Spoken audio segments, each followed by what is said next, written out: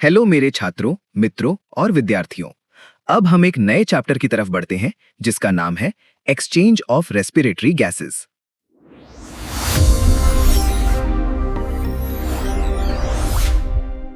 Introduction. Cells के लिए oxygen जरूरी यानी इसेंशियल है। कार्बन डाइऑक्साइड जो सेल्स में वेस्ट प्रोडक्ट के रूप में बनती है, उसे सेल्स और बॉडी से बाहर निकालना यानी एक्सपेल्ड किया जाना चाहिए। लंग्स ब्लड के साथ इन दो गैसेस के एक्सचेंज का काम करते हैं। Exchange of respiratory gases in lungs. Lungs में रेस्पिरेटरी गैसेस का एक्सचेंज लंग्स के एल्वियोलाई और ब्लड के बीच होता है। एल्वियोलाई से ऑक्सीजन ब्लड में एंटर करती है और कार्बन डाइऑक्साइड ब्लड से एल्वियोलाई में बाहर निकाल दी जाती है। ये एक्सचेंज बल्क फ्लो डिफ्यूजन के जरिए होता है। ब्लड और एल्वियोलाई के बीच गैसेस का एक्सचेंज रेस्पिरेटरी मेम्ब्रेन के जरिए होता है। Respiratory membrane. रेस्पिरेटरी मेम्ब्रेन एक मेम्ब्रेनस स्ट्रक्चर है जिसके जरिए रेस्पिरेटरी गैसेस का एक्सचेंज होता है। ये रेस्पिरेटरी यूनिट की एपिथीलियम और पल्मोनरी कैपिलरी की एंडोथीलियम से बनती है। रेस्पिरेटरी यूनिट की एपिथीलियम एक बहुत पतली लेयर होती है। क्योंकि कैपिलरीज इस मेम्ब्रेन के बहुत नजदीक यानी क्लोज कांटेक्ट होती हैं, इसलिए एल्वियोलाई एयर कैपिलरी ब्लड के बहुत करीब होती है। ये एयर और ब्लड के बीच गैसियस एक्सचेंज को आसान यानी फैसिलिटेट्स बनाता है। Figure 124.1। Layers of respiratory membrane. Respiratory membrane की अलग अलग लेयर्स यानी अंदर से बाहर की तरफ टेबल 124.1 में दी गई हैं। कई लेयर्स होने के बावजूद रेस्पिरेटरी मेम्ब्रेन बहुत पतली होती है, जिसकी एवरेज थिकनेस सिर्फ 0.5 म्यू होती है। दोनों लंग्स में रेस्पिरेटरी मेम्ब्रेन का टोटल सरफेस एरिया लगभग 70 स्क्वायर मीटर होता है। पल्मोनरी कैपिलरी का एवरेज डायामीटर सिर्फ 8 म्यू होता है, जिसका मतलब है कि 7.4 म्यू डायामीटर वाले आरबीसीज असल में कैपिलरी से निचोड़कर यानी स्क्वीज निकलते हैं। इसलिए आरबीसीज की मेम्ब्रेन कैपिलरी वॉल के बिल्कुल करीब होती है। ये ब्लड और एल्वियोलाई के बीच ऑक्सीजन और कार्बन डाइऑक्साइड के जल्दी एक्सचेंज यानी क्विक एक्सचेंज को आसान बनाता है। Diffusing capacity. डिफ्यूजिंग कैपेसिटी को इस तरह डिफाइन किया जाता है कि गैस का वो वॉल्यूम जो हर मिनट 1 mmHg के प्रेशर ग्रेडियंट पर रेस्पिरेटरी मेम्ब्रेन के जरिए डिफ्यूज होता है। समझ नहीं आ रहा तेरे क्या कर रहा समझ नहीं आ रहा diffusing capacity for oxygen and carbon dioxide. Oxygen की diffusing capacity 21 mm per minute per 1 mmHg है। कार्बन डाइऑक्साइड की diffusing capacity 400 mm per minute per 1 mmHg है। इस तरह कार्बन डाइऑक्साइड की डिफ्यूजिंग कैपेसिटी ऑक्सीजन के मुकाबले लगभग 20 गुना ज्यादा होती है। Factors affecting diffusing capacity. 1. Pressure gradient. Diffusing capacity pressure gradient के डायरेक्टली प्रोपोर्शनल होती है।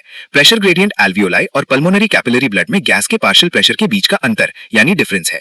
ये मुख्य फैक्टर है जो डिफ्यूजिंग कैपेसिटी को अफेक्ट करता है। 2. Solubility of gas in fluid medium.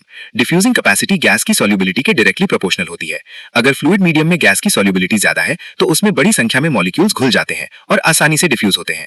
3. Total surface area of respiratory membrane. Diffusing capacity respiratory membrane के सरफेस एरिया के डायरेक्टली प्रोपोर्शनल होती है। दोनों लंग्स में टोटल सरफेस एरिया लगभग 70 स्क्वायर मीटर होता है। अगर ये एरिया घट जाता है तो गैसेस की डिफ्यूजिंग कैपेसिटी भी कम हो जाती है, जैसे एम्फीसीमा में जिसमें स्मोकिंग या ऑक्सीडेंट गैसेस की वजह से एल्वियोलाई कोलैप्स हो जाते हैं। 4. Molecular weight of the gas. Diffusing capacity gas के मॉलिक्यूलर वेट के इनवर्सली प्रोपोर्शनल होती है। अगर मॉलिक्यूलर वेट ज्यादा है तो डेंसिटी ज्यादा होगी और डिफ्यूजन की रेट कम होगी।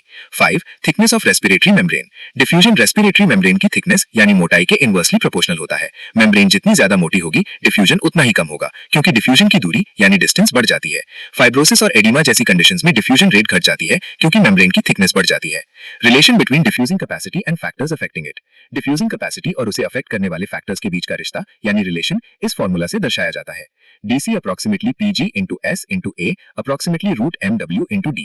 DC बराबर डिफ्यूजिंग कैपेसिटी, Pg बराबर प्रेशर ग्रेडियंट, S बराबर सॉल्युबिलिटी ऑफ गैस, A बराबर surface area of respiratory membrane, mw बराबर मॉलिक्यूलर वेट, D बराबर thickness of respiratory membrane.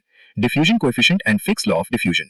Diffusion coefficient. Diffusion coefficient को एक कांस्टेंट यानी प्रोपोर्शनैलिटी का एक फैक्टर के रूप में डिफाइन किया जाता है जो कंसंट्रेशन ग्रेडियंट के जरिए किसी सब्सटेंस के डिफ्यूज होने का पैमाना यानी मेजर है। इसे डिफ्यूजन कांस्टेंट के नाम से भी जाना जाता है। यह सब्सटेंस के मॉलिक्यूल्स के साइज और शेप से जुड़ा होता है। Fix law of diffusion. Diffusion को फिक्स लॉ ऑफ डिफ्यूजन द्वारा अच्छी तरह समझाया गया है। इस लॉ के अनुसार किसी दिए गए एरिया को क्रॉस करने वाली सब्सटेंस की मात्रा यानी अमाउंट डिफ्यूजन के लिए अवेलेबल एरिया, कंसंट्रेशन ग्रेडियंट और एक कांस्टेंट जिसे डिफ्यूजन कोएफिशिएंट कहते हैं उसके डायरेक्टली प्रोपोर्शनल होती है। इस तरह अमाउंट डिफ्यूज्ड बराबर area into concentration gradient into diffusion coefficient. Fick's law का फॉर्मूला J बराबर -D into A into dc बार बाय dx, जहां J बराबर डिफ्यूज होने वाली सब्सटेंस की मात्रा, D बराबर डिफ्यूजन कोएफिशिएंट, A बराबर वो एरिया जहां से डिफ्यूजन हो रहा है, dc बार बाय dx बराबर कंसंट्रेशन ग्रेडियंट। डायोक्साइड। फॉर्मूला में नेगेटिव साइन ये दर्शाता है कि डिफ्यूजन हायर कॉन्सेंट्रेशन वाले रीजन से लोअर कॉन्सेंट्रेशन वाले रीजन की तरफ होता है। जब डिफ्यूजिंग सब्सटेंस का मॉलिक्यूलर साइज बढ़ जाता है तो डिफ्यूजन कोएफिशिएंट घट जाता है। जब साइज छोटा होता है तो ये बढ़ जाता है, यानी छोटे मॉलिक्यूल्स बड़े मॉलिक्यूल्स की तुलना में तेजी से डिफ्यूज होते हैं। Oxygen. Diffusion of oxygen from atmospheric air into alveoli. Atmospheric air में ऑक्सीजन का पार्शियल प्रेशर 159 mmHg होता है और एल्वियोलाई में ये 104 mmHg होता है। 55 mmHg के प्रेशर ग्रेडियंट की वजह से ऑक्सीजन एटमॉस्फेरिक एयर से एल्वियोलाई में आसानी से एंटर कर जाती है। Table 124.2 diffusion of oxygen from alveoli into blood. जब ब्लड पल्मोनरी कैपिलरी से गुजरता है तो आरबीसी सिर्फ 0.75 सेकंड रेस्ट के वक्त और सिर्फ 0.25 सेकंड सिवियर एक्सरसाइज के वक्त के लिए ऑक्सीजन से एक्सपोज होता है। इसलिए ऑक्सीजन का डिफ्यूजन तेज और असरदार इफेक्टिव होना चाहिए। एकदम कड़क माल है ना। खुशकिस्मती से प्रेशर ग्रेडियंट की वजह से ये मुमकिन है। पल्मोनरी कैपिलरी में ऑक्सीजन का पार्शियल प्रेशर 40 mmHg होता है और एल्वियोलाई में ये 104 mmHg होता है। 64 mmHg का प्रेशर ग्रेडियंट डिफ्यूजन को आसान फैसिलिटेट्स बनाता है। Diffusion of carbon dioxide. Diffusion of carbon dioxide from blood into alveoli. Alveoli में कार्बन डाइऑक्साइड का पार्शियल प्रेशर 40 mmHg होता है, जबकि ब्लड में ये 46 mmHg होता है। 6 mmHg का प्रेशर ग्रेडियंट ब्लड से एल्वियोलाई में कार्बन डाइऑक्साइड के डिफ्यूजन के लिए जिम्मेदार होता है। Figure 124.3 diffusion of carbon dioxide from alveoli into atmospheric air. Atmospheric air में कार्बन डाइऑक्साइड का पार्शियल प्रेशर बहुत मामूली इनसिग्निफिकेंट होता है और सिर्फ लगभग 0.3 mmHg होता है, जबकि एल्वियोलाई में ये 40 mmHg होता है। इसलिए कार्बन डाइऑक्साइड एल्वियोलाई से आसानी से एटमॉस्फेयर में चली जाती है। Exchange of respiratory gases eight tissue level. Oxygen blood से टिश्यूज के सेल्स में एंटर करती है और कार्बन डाइऑक्साइड सेल से निकलकर ब्लड में चली जाती है।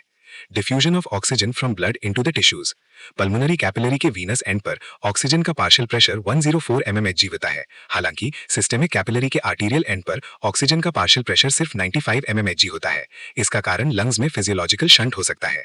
शंट में वीनस एडमिक्सचर की वजह से चैप्टर 119 2% ब्लड बिना ऑक्सीजनेट हुए हार्ट तक पहुंचता है।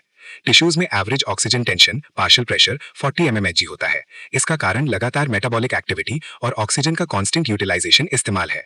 इस तरह कैपिलरी ब्लड और टिश्यूज के बीच लगभग 55 mmHg का प्रेशर ग्रेडियंट बनता है ताकि ऑक्सीजन आसानी से टिश्यूज में डिफ्यूज हो सके। फिगर 124.4 आर्टीरियल ब्लड में ऑक्सीजन कंटेंट 19 ml% होता है और वीनस ब्लड में ये 14 ml% होता है। इस तरह ब्लड से टिश्यूज में ऑक्सीजन का diffusion 5 ml per 100 ml blood होता है।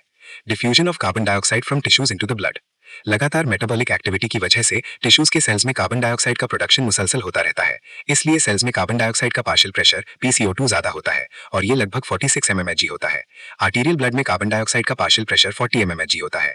6 mmHg का प्रेशर ग्रेडियंट टिश्यूज से ब्लड में कार्बन डाइऑक्साइड के डिफ्यूजन के लिए जिम्मेदार होता है। फिगर्स 124.5 और 126। आर्टीरियल ब्लड में कार्बन डाइऑक्साइड कंटेंट 48 ml% होता है और वीनस ब्लड में ये 52 ml% होता है। इस तरह टिश्यूज से ब्लड में कार्बन डाइऑक्साइड का diffusion 4 ml per 100 ml blood होता है। Figure 124.5 respiratory exchange ratio. Definition. Respiratory exchange ratio R tissues से होने वाले कार्बन डाइऑक्साइड के नेट आउटपुट और टिश्यूज द्वारा साइमल्टेनियस उसी समय ऑक्सीजन के नेट अपटेक के बीच का रेशियो है। R is equal to CO2 output by O2 Uptake. Normal values. R की वैल्यू इस बात पर डिपेंड करती है कि किस तरह का फूड सब्सटेंस मेटाबोलाइज हो रहा है। जब एक व्यक्ति मेटाबॉलिज्म के लिए सिर्फ कार्बोहाइड्रेट्स का इस्तेमाल करता है तो R 1.0 होता है। इसका मतलब है कि कार्बोहाइड्रेट मेटाबॉलिज्म के दौरान टिश्यूज में प्रोड्यूस होने वाली कार्बन डाइऑक्साइड की मात्रा कंज्यूम होने वाली ऑक्सीजन की मात्रा के बराबर होती है। ये तो लेटेस्ट न्यूज है। अगर मेटाबॉलिज्म के लिए सिर्फ फैट का इस्तेमाल होता है तो R 0.7 होता है। जब फैट यूटिलाइज होता है तो ऑक्सीजन फैट्स के साथ रिएक्ट करती है और ऑक्सीजन का एक बड़ा हिस्सा कार्बन डाइऑक्साइड बनाने के बजाय हाइड्रोजन आयंस के साथ मिलकर पानी H2O बना लेता है। इसलिए CO2 आउटपुट कंज्यूम की गई O2 से कम होता है और R भी कम होता है। अगर सिर्फ प्रोटीन यूटिलाइज होता है तो R 0.803 होता है। हालांकि जब प्रोटीन्स, कार्बोहाइड्रेट्स और लिपिड्स की एवरेज क्वांटिटी वाला बैलेंस डाइट यूटिलाइज होता है तो R लगभग 0.825 होता है। स्टडी कंडीशंस में respiratory exchange ratio respiratory quotient के बराबर होता है। Respiratory quotient. Definition. Respiratory quotient carbon dioxide production और ऑक्सीजन कंजम्पशन का मोलर रेशियो है।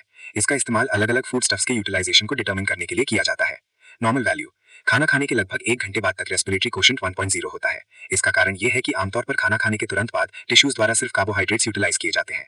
कार्बोहाइड्रेट्स के मेटाबॉलिज्म के दौरान कंज्यूम होने वाले ऑक्सीजन के हर मॉलिक्यूल के बदले कार्बन डाइऑक्साइड का एक मॉलिक्यूल प्रोड्यूस होता है। रेस्पिरेटरी कोशेंट 1.0 होता है, जो रेस्पिरेटरी एक्सचेंज रेशियो के बराबर है। सारे अवेलेबल कार्बोहाइड्रेट्स यूटिलाइज होने के बाद बॉडी फैट्स यूटिलाइज करना शुरू कर देती है। अब रेस्पिरेटरी कोशेंट 0.7 हो जाता है। जब प्रोटीन्स मेटाबोलाइज होते हैं तो ये 0.8 हो जाता है। एक्सरसाइज के दौरान रेस्पिरेटरी कोशेंट बढ़ जाता है।